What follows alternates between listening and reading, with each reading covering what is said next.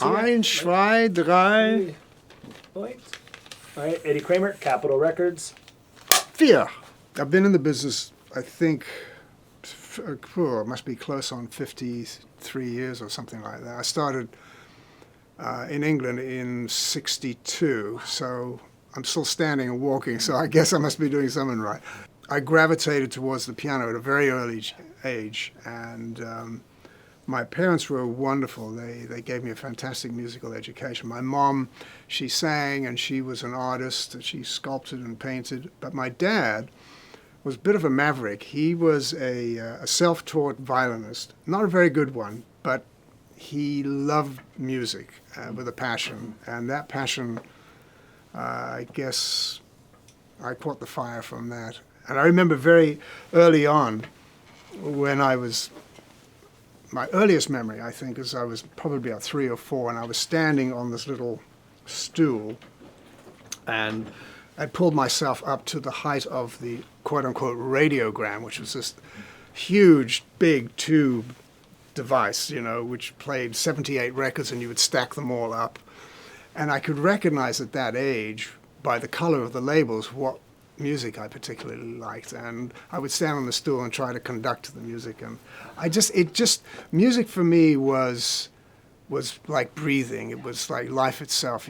I couldn't imagine a world without music, and the classical thing just got me. I loved Bach and Brahms and Beethoven, Rachmaninoff, and I went all the way through up until I was about 13 or 14, and then I discovered jazz.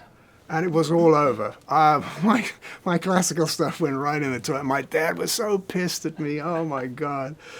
And but I got into jazz, and from there, you know, by the time I left South Africa, I was 18.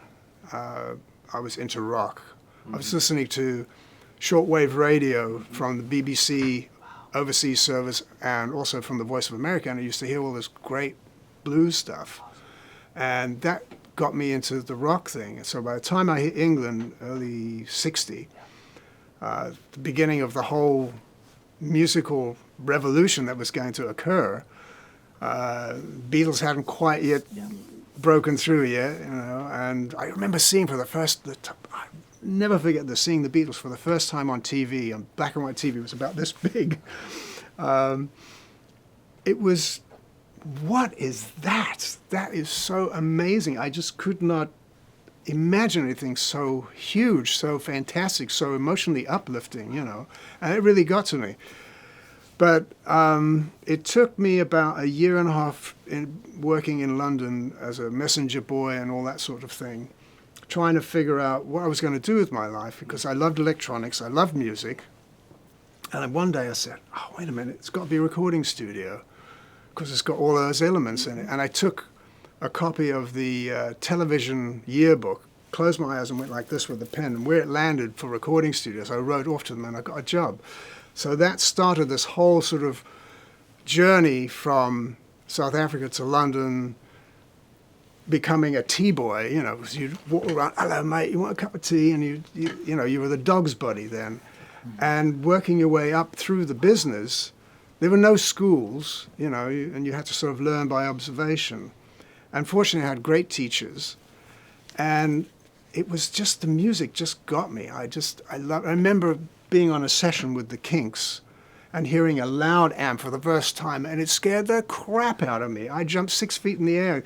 It was Ray, was standing there, and he hit the frickin' chord on his twin, and I've never heard anything so loud. I was frightened to death. But you know, I was doing classical music one day, recording 90-piece orchestra. The next day, we'd come back to Pi Studios, which is where I was learning, and would do the Kinks, you know. It was great.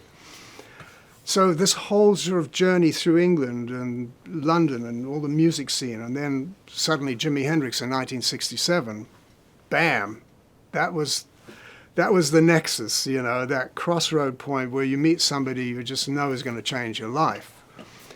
And I remember walking into the studio, and I knew that, you know, we were going to get Jimi Hendrix to come in at some point. And I got a phone call, actually. It's a silly story, this, but I must tell it. I got a phone call from the downstairs office. There was this lovely woman, Anna Menzies. She ran the studio with an iron fist, and she was brilliant. Great-looking woman, you know, in those days, we were young lads, you know, 18, 19 years old, and we all fancied her. And she had these immaculate stockings with the, you know, the seam just went down perfectly, and the tight skirts, and we just were all like gaga. But you couldn't get anywhere near her, of course. It was just, she was totally off limits. But when she called you, you better snap to attention. She said, "Oh, Eddie, there's this American chappie, and he's got this big hair, you know, you might have heard of him, Jimi Hendrix." I said, yeah.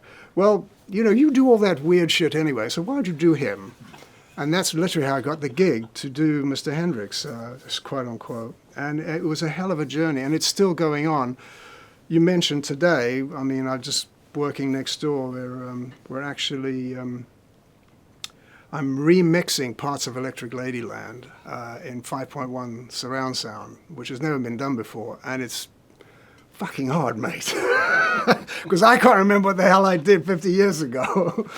But it's fun. It's been a hell of a journey, and I know this has been a bit of a setup for getting to Mr. Prince, who, when I first heard Prince, I can't remember, early 80s, I guess, I was gobsmacked. I thought, who is that? This is incredible stuff. And then when I finally saw the visuals, and it was, you know, Purple Rain and all the rest of it, this guy, he, for me, was as close to Jimmy as you would find in a contemporary artist, and beyond. And I was always fascinated with his music. I always would love to have worked with him. I never had that opportunity, unfortunately. It would have been quite an interesting meeting.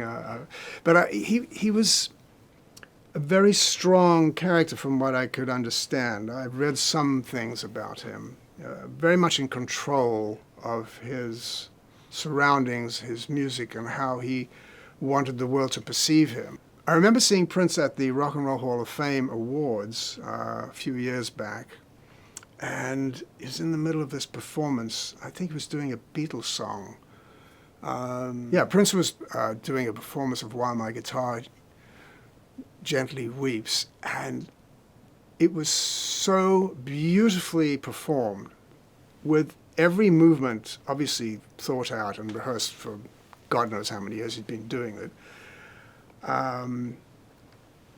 To the point where he gets to the front of the stage, turns around, turns his back on the audiences, and falls back into the arms of his helpers. It was just, my mouth just hung open and fell down to the floor. I'd never seen anything like it. It was stunning. But it didn't take away from the music. The music was still cranking, and the feel that he got out of the guitar, I mean, oh my God, he to me was the person who I felt took on what Jimmy had laid down, and he added his own pop, blues, R&B, funk, sexy, cool thing that he did. He was genius, mate. I've always regretted that I never had the chance to work with Prince, and he seemed to me to be the logical extension of what Jimmy had done so radically in the 60s.